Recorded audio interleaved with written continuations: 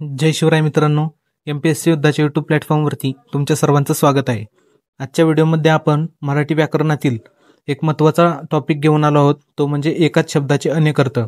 हा topic MPSC एक्झामच्या men's परीक्षेत तसेच पोलीस भरती, सरळ सेवा भरती किंवा वनरक्षक भरती यामध्ये हमखास विचारला जातो. चला तर मग सुरू करूया. पहिला शब्द आहे दशा. दशा म्हणजे काय? दशा म्हणजे वाईट दिवस, सुते किंवा जन्मकालीन ग्रहांची स्थिती. लक्षात ठेवा, वाईट दिवस, सुते किंवा जन्मकालीन ग्रहांची स्थिती म्हणजे दशा. त्यानंतर पुढचा शब्द आहे जलभेद्य. जलभेद्य म्हणजे जल रोखणारे किंवा पाणी मध्ये न जाऊ देणारे, म्हणजे जे रेनकोट वगैरे जे आहेत ते जलभेद्यमध्ये हे केले जातात. जलभेद्यसाठी एक उदाहरण लक्षात ठेवा, आपला रेनकोट. त्यानंतर पुढचा शब्द आहे पाट. पाट म्हणजे बसण्याचा लाकडी पाट किंवा पाण्याचा पाट किंवा विधवेचा विवाह. हा शब्द लक्षात ठेवा, हा शब्द वारंवार परीक्षेत विचारला जातो. विधवेचा विवाह याला खालीलपैकी कोणता शब्द वापरला जातो? तर पाट लक्षात ठेवा. त्यानंतर सिंहासन किंवा चौकोनी तुकडा किंवा सारणी यांना आपण पाट असे म्हणतो. एक मिनिट. त्यानंतर पुढचा शब्द आहे पाठ. बघा, पाठ आणि पाठ यामध्ये फरक आहे, कन्फ्यूज होऊ नका. पाठ म्हणजे काय? शरीराची मागील बाजू किंवा पाठांतर. जसे की माझे पाडे 100 पर्यंत पाठ आहेत. पाठ आहेत म्हणजे पाठांतर आहे. किंवा शरीराची मागची बाजू म्हणजे पाठ. लक्षात ठेवा, पाठ वेगळा आणि पाठ वेगळा. ऑप्शनमध्ये तुम्हाला हे दोन्ही शब्द दिसतील. पुढचा शब्द द्विज. द्विज म्हणजे काय? ब्राह्मण. द्विज म्हणजे दात किंवा पक्षी. द्विजचा अर्थ काय होतो की दोनदा जन्मणारे या अर्थाने. दात हे दोनदा येतात, एकदा लहानपणी येतात, त्यानंतर ते पडतात आणि पुन्हा येतात, त्यामुळे दातांना द्विज असे म्हटले जाते. त्यानंतर पुढचा शब्द आहे पक्ष. पक्ष म्हणजे काय? की बाबा वादातील बाजू, म्हणजे दोन पक्ष राहतात, दोन पक्ष त्यातले वादाची बाजू समजा, पक्ष म्हणजे वादाची बाजू. त्यानंतर पक्ष म्हणजे गट, पक्ष म्हणजे पंख किंवा पंधरवडा किंवा राजकीय संघटना. पक्ष जसा काँग्रेस पक्ष, BJP पक्ष, तशा त्या राजकीय संघटना आहेत त्या. पुढचा शब्द पात्र. पात्र म्हणजे देवपूजेचे पात्र किंवा भांडे. पात्र म्हणजे योग्य. जसं की तू या परीक्षेसाठी पात्र आहेस, असं. पात्र आहे म्हणजे तू योग्य आहेस. त्यानंतर नदीचे पात्र, त्यानंतर योग्यता, त्यानंतर पात्र म्हणजे नाटकातील पात्र, आणि पुढचा आहे कारणीभूत. पात्र म्हणजे कारणीभूत. तू या भांडणाला पात्र आहेस म्हणजे तू या भांडणासाठी कारणीभूत आहेस, असा त्याचा अर्थ होतो. पुढचा शब्द आहे नमुना. नमुना म्हणजे काय? उदाहरण. नमुना म्हणजे मसला किंवा नमुना म्हणजे दृष्टांत. एखादी गोष्ट घडलेली असते किंवा घटना घडलेली असते, त्यासाठी आपण एखादा नमुना देतो. नमुना देतो म्हणजेच एखादा दृष्टांत देतो किंवा त्याबद्दल उदाहरण देतो. पुढचा शब्द अज. अज म्हणजे बोकड किंवा ईश्वर. लक्षात ठेवा, ईश्वर लक्षात ठेवा. ईश्वराला अज हा शब्द वापरला जातो. आणि बोकड आणि ईश्वर याला अज हा शब्द वापरला जातो. त्यानंतर ऋणानुबंध. ऋणानुबंध म्हणजे चालू सुखदुःखांचा पूर्वजन्माशी असलेला संबंध किंवा योगायोग किंवा ईश्वरी सूत्र यांना ऋणानुबंध असे म्हणतात. त्यानंतर पुढचा शब्द आहे गारा. गारा म्हणजे पावसाळ्यात पडणाऱ्या गारा, हे तर सर्वांना माहितीच आहे. आणि दुसरा अर्थ आहे गारा म्हणजे चिखल. लक्षात ठेवा. पुढचा शब्द आहे खळ. खळ म्हणजे चिकट पेज, जे गव्हाचे वगैरे बनवलेले असतं खळ, ते चिकट पेज. खळ म्हणजे खंड लक्षात ठेवा. त्यानंतर दृष्ट मनुष्य. खळ म्हणजे दुष्ट मनुष्य. खळ म्हणजे छंद आणि अंगण. खळ आपण जे म्हणतो ना, आपण मळणी वगैरे करतो ते खळ म्हणजे अंगण. आपण मळणी करतो, आमच्या खळ्यात आज मळणी करणार आहोत असं आपण म्हणतो ना, तर ते अंगण समजा एक प्रकारे. पुढचा शब्द जीवन. जीवन म्हणजे काय? आयुष्य. आणि जीवनचा दुसरा अर्थ होतो पाणी. दोन लक्षात ठेवा, जीवन म्हणजे आयुष्य आणि जीवन म्हणजे पाणी. त्यानंतर पुढचा शब्द आहे गंज. गंज म्हणजे काय? लोखंडावर चढणारा गंज. गंज म्हणजे बाजार. गंज म्हणजे ढीग, रास. गंज म्हणजे खूप किंवा फार. गंज म्हणजे पाणी साठवण्याचे एक उबड भांडे, हे लक्षात ठेवा. पाणी साठवण्याचे उबट भांडे त्यासाठी खालीलपैकी कोणता शब्द वापरण्यात येईल असं जर का विचारलं तर गंज हे लक्षात ठेवा. गंज, तांब, कलंक किंवा डाग. लक्षात ठेवा, हे लक्षात ठेवा. पाणी साठवण्याचे एक उबट भांड असतं त्याला गंज असे म्हणतात. लक्षात ठेवा. त्यानंतर पुढचा शब्द आहे गज. आता पहा, गंज आणि गज मध्ये फरक आहे. गंज म्हणजे अनुस्वार आणि अनुस्वार नाही. दोन शब्द बघा किती क्लोज येतात. लक्षात ठेवा. लोखंडी सळई, गज म्हणजे लोखंडी सळई, गज म्हणजे हत्ती. समानार्थीमध्ये विचारतात हत्तीला खालीलपैकी कोणता समानार्थी शब्द आहे, तर हत्तीला समानार्थी शब्द आहे गज. गजमुख असं म्हणतो ना आपण गणपतीला, गजमुख म्हणजे हत्तीचे मुख असणारा गजमुख. त्यानंतर गजला काय म्हणतात, लांबी मोजण्याचे साधन गज. गंज आणि गज लक्षात ठेवा. अर्थ म्हणजे काय, आशय, पैसा, इच्छा, फळ, हेतू आणि कस. आपण जो अर्थसंकल्प मांडतात ना, अर्थ म्हणजे काय, पैसा, पैशाचा संकल्प असं. पुढचा अर्क म्हणजे काय, सूर्य, मंदार, रस, बालेकिल्ला आणि कमान. लक्षात ठेवा, अर्क म्हणजे सूर्य, मंदार, रस, बालेकिल्ला आणि कमान. त्यानंतर पुढचा शब्द आहे अलंकार. अलंकार म्हणजे काय, दागिने किंवा भाषेचे अलंकार. भाषेचे अलंकार जसे अनुप्रास अलंकार, श्लेष अलंकार असे हे भाषेचे अलंकार. आणि दुसरा अलंकाराचा अर्थ होतो दागिने. पुढचा शब्द ग्रह म्हणजे स्वीकार करणे. आपण कधी कधी संस्कृतमध्ये असं बोललं जातं की मी पाणी ग्रहण करत आहे. ग्रहण म्हणजे समजा मी पाणी स्वीकार करत आहे, तो एक ग्रह. सूर्यमालेतील ग्रह, पृथ्वी हा एक ग्रह आहे, तो एक ग्रह. त्यानंतर समजूत, ग्रह. अंगीकार करणे, ग्रह म्हणजे अंगीकार करणे. आपण पाहिलं स्वीकार करणे, अंगीकार करणे हे दोन्ही एकच शब्द आहेत. त्यानंतर ग्रह म्हणजे कल्पना किंवा मत किंवा चिकाटी, उमज, बुद्धी, अर्थ, बोध, धारणा. हे शब्द लक्षात ठेवा. मित्रांनो, हे शब्द तुम्ही ज्यावेळेस याची रिव्हिजन कराल, तुमच्या नोट्समध्ये यातील जे काही शब्द नसतील ते तुम्ही नोट डाऊन करून घ्या. पुढचा शब्द आहे नाग. नाग म्हणजे काय, सर्प. नाग म्हणजे साप, सर्प.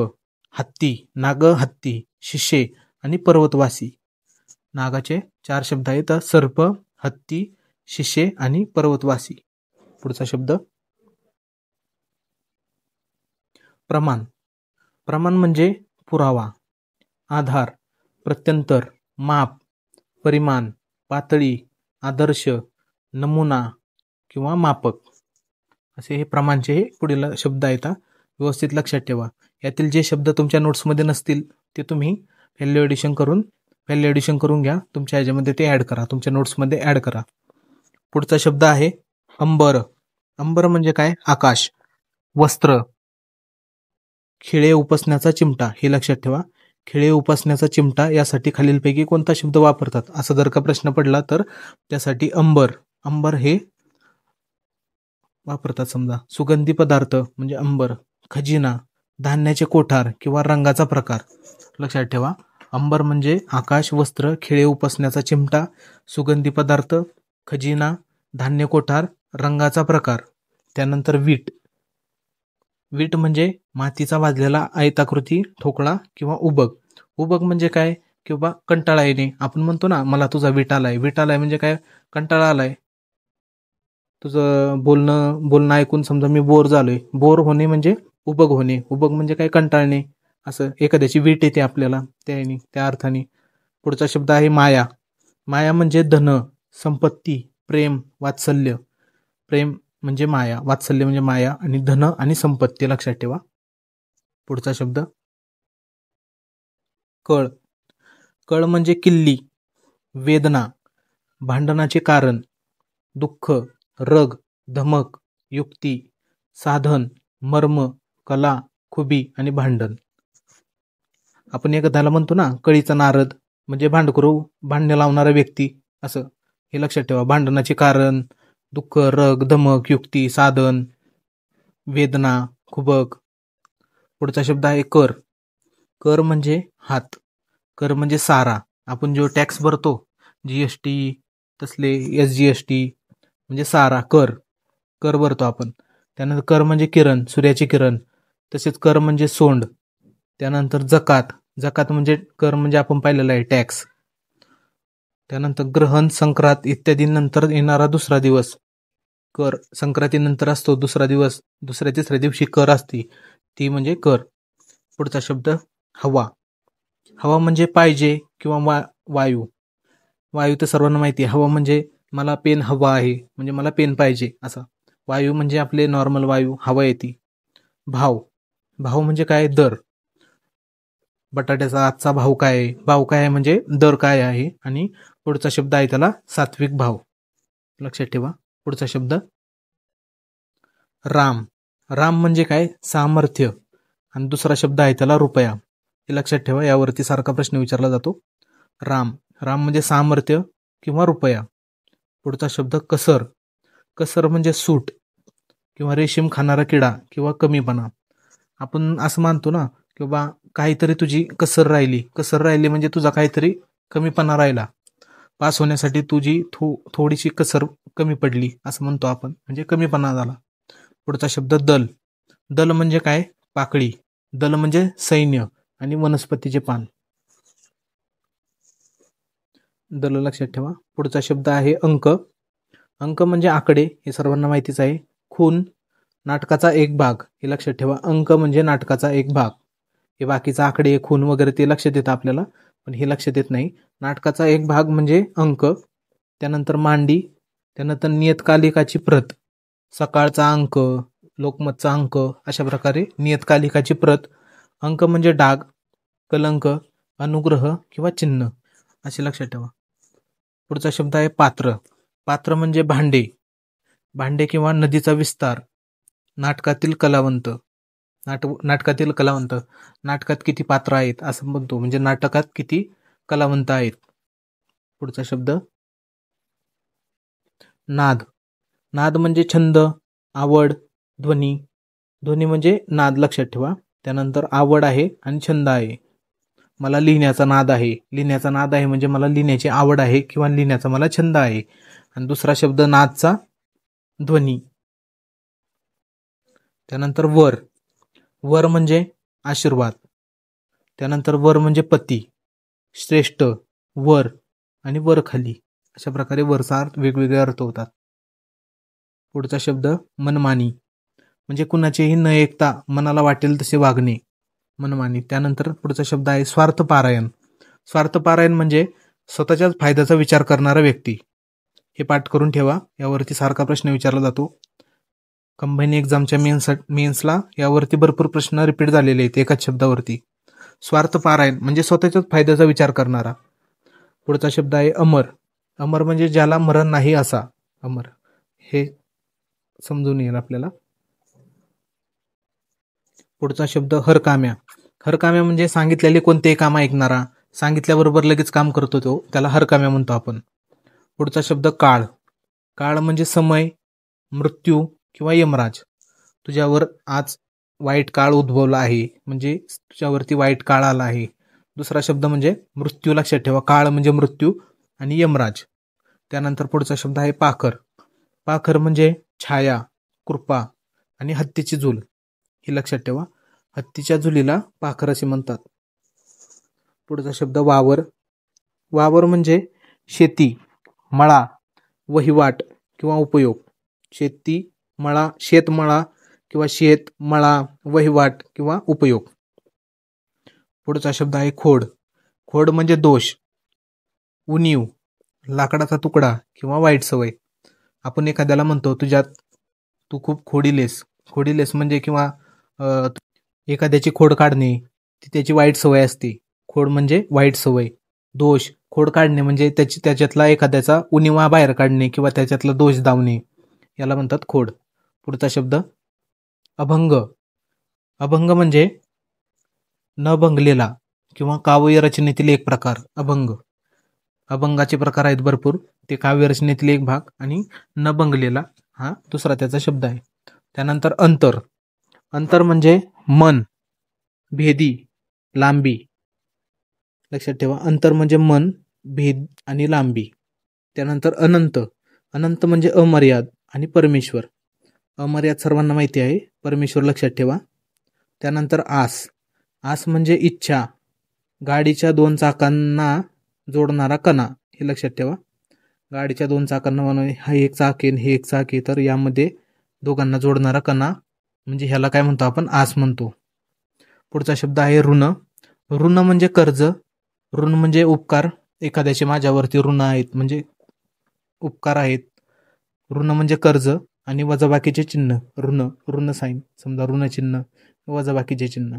पुढचा शब्द ओढा. ओढा म्हणजे मनाचा कल किंवा पाण्याचा लहान ओघ. ओढा म्हणजे मनाचा कल किंवा पाण्याचा लहान ओघ. त्यानंतर अंग. अंग म्हणजे शरीर, भाग किंवा बाजू. त्यानंतर कर्ण. कर्ण म्हणजे कान. महाभारतातील योद्धा, नाहीतर त्रिकोणातील काटकोनासमोरील बाजू, म्हणजे हा त्रिकोण आहे आणि ही जी बाजू आहे हिला आपण कर्ण म्हणतो. त्यानंतर कान. कान म्हणजे कर्ण आणि महाभारतातील योद्धा, याला कर्ण म्हटलं जातं. पुढचा शब्द आहे घाट. घाट म्हणजे डोंगरातील रस्ता आणि नदीच्या पायऱ्या. नदीचा घाट असं म्हणतो ना आपण, म्हणजे नदीच्या पायऱ्या. आणि दुसरा घाटाचा अर्थ डोंगरातील रस्ता, हे सर्वांना माहिती आहे. नदीच्या पायऱ्या हे लक्षात ठेवा. पुढचा शब्द चिरंजीवी. चिरंजीवी म्हणजे मुलगा आणि दीर्घायुषी. साधू आपल्याला आशीर्वाद देतात, चिरंजीवी भव म्हणजे दीर्घायुषी राहा. आणि दुसरा अर्थ चिरंजीवी म्हणजे मुलगा. पुढचा शब्द जलद. जलद म्हणजे काय, ढग आणि लवकर. ढगाचे समानार्थी शब्द विचारले तर जलद हा ढगाचा समानार्थी शब्द आहे, त्यामुळे लक्षात ठेवा. जलद, द म्हणजे देणारे, जल अर्थाची फोड कशी करायची लक्षात ठेवा. जलद म्हणजे जल देणारे म्हणजे ढग. पाणी कोण देतं, ढग देतात ना, ढगातून पाणी येतं म्हणून जलद, ढगांना जलद म्हटले आहे. पुढचा शब्द आहे डाव. डाव म्हणजे कारस्थान, कपट किंवा खेळी. पुढचा शब्द आहे तर. तर म्हणजे किनारा, कडा किंवा किल्ल्याची भिंत, तर. त्यानंतर तीर. तीर म्हणजे काठ, नदीचा काठ, त्याला आपण तीर म्हणतो. मी तीरावर बसलोय म्हणजे नदीच्या काठावर बसलोय. दुसरा अर्थ तीर म्हणजे बाण, तीर सोडतोय, तीर सोडतो म्हणजे बाण सोडतोय. पुढचा शब्द दंड. दंड म्हणजे शिक्षा, काठी. दंड म्हणजे शिक्षा, काठी, बाहू, माने खालचा शरीराचा भाग, अखंड आणि स्पष्टपणे. पुढचा शब्द आहे ध्यान. ध्यान म्हणजे चिंतन, समाधी किंवा बोळसट व्यक्ती. ध्यान म्हणजे बोळसट व्यक्ती, लक्षात ठेवा. पुढचा शब्द आहे नाद. नाद म्हणजे छंद किंवा आवाज. आवाज म्हणजे ध्वनी, नादलाच ध्वनी असे देखील म्हटले जाते. पुढचा शब्द आहे नाव. नाव म्हणजे होडी किंवा एखाद्या व्यक्तीचे नाव किंवा एखाद्या कोणत्याही गोष्टीचे नाव. त्यानंतर पय. पय म्हणजे पाणी किंवा दूध, जे आपण पितो त्याला पय असे म्हणतो. पितो काय, पाणी किंवा दूध, म्हणून पाणी आणि दुधांना पय असे म्हटले आहे. त्यानंतर पर. पर म्हणजे परका किंवा पीस किंवा एखादा पंख, समजा पक्ष्याचे पंख, त्याला आपण पर देखील म्हणतो. पुढचा शब्द पार. पार म्हणजे पलीकडे किंवा वड्याच्या भोवतीचा पार. वडाच्या भोवतालचा पार हे तर माहिती आहे. पार म्हणजे पलीकडे, नदीच्या पार त्याचे घर आहे, म्हणजे नदीच्या पलीकडे त्याचे घर आहे. पूर. पुढचा शब्द आहे पूर. पूर म्हणजे नगर किंवा कोल्हापूर. नगर कसं लक्षात ठेवता येईल, किंवा कोल्हापूर किंवा नागपूर हे शहर आहेत ना, नगर आहे ते, म्हणून त्यांना पूर देखील म्हटलं जातं. त्यांना नाही म्हणजे नगरसाठी आपण पूर हा शब्द वापरू शकतो. पुढचा शब्द आहे भेट. भेट म्हणजे नजराना किंवा भेटणे, प्रत्यक्षात भेटणे, किंवा भेट म्हणजे एखाद्याला बक्षीस देणे, भेट देतो ना आपण, त्याला नजराना असे म्हणतात. पुढचा शब्द माया. माया म्हणजे ममता, धन, कपडा शिवताना कडेने सोडलेली जागा, ही लक्षात ठेवा. याच्यावरती प्रश्न येऊ शकतो. प्रश्न कुठं कुठं येऊ शकतो हे मी तुम्हाला सांगत चाललेलो आहे, तुम्ही त्यावरती फक्त फोकस करा. तुमच्या नोट्समध्ये लिहिलेलं असेल तर त्याला हॅश करा, किंवा काहीतरी तुमचं महत्वाचं चिन्ह असेल ते त्याला मारून ठेवा. समजा स्टार केलं किंवा काही केलं तर. लक्षात ठेवा, माया. माया म्हणजे कपडा शिवताना कडेने सोडलेली जागा, त्याला माया म्हणतात. पुढचा शब्द वल्ली. वल्ली म्हणजे वेल किंवा स्वच्छंद माणूस, त्याला आपण वल्ली देखील म्हणतो. पुढचा शब्द वल्ली. वल्ली वल्ली म्हणजे वेल किंवा स्वच्छंद माणूस. तर मित्रांनो, हे होते एकाच शब्दाचे अनेक अर्थ असणारे काही शब्द. परीक्षा कोणतीही असो, MPSCची मेन्स असो किंवा पोलीस भरती असो किंवा सरळ सेवा असो किंवा वनरक्षक भरती असो, या टॉपिकवरती प्रश्न विचारले तर हे जे काही आपण आतापर्यंत शब्द घेतलेले आहेत याच्या बाहेर काय प्रश्न जाणार नाही. तुम्ही रिव्हिजन करताना तुमच्या नोट्समध्ये जे जे शब्द ॲड नाहीत ते ॲड करा. मी जिथे जिथे सांगितलेलं आहे इथे प्रश्न पडू शकतो त्या ठिकाणी तुम्ही हॅश करा किंवा स्टार करा किंवा ती हायलाईट करा. मित्रांनो, व्हिडिओ आवडला असेल तर व्हिडिओला लाईक करा, शेअर करा, सबस्क्राईब करा, तुमच्या मित्रांपर्यंत जास्तीत जास्त पोहोचवा. धन्यवाद.